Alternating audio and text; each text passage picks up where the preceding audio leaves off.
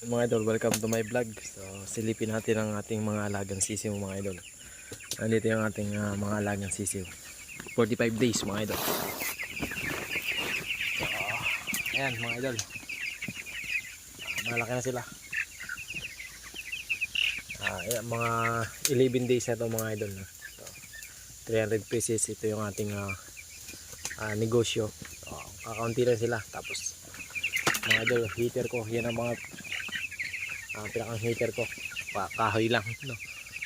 Pero okay naman sila, medyo malalaki. 11 days mga idol. So ayan, nakabualaw na rin tayo. So natin ang ating bahog. Ang ating bahog is 2,000 ano. Tayo mga idol. Ayan, kita nyo naman ang ating mga alaga, medyo malalaki. Ayan, 11 days pa lang ito mga idol.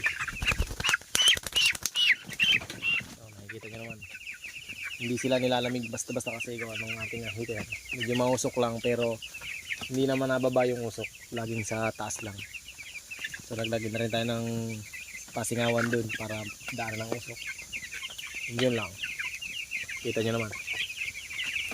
So ayan mga idol, and sana i-supportahan nyo ang ating munting channel mga idol. Pa-subscribe na rin and pa-like ng ating mga videos mga idol. So yun lang, maraming salamat.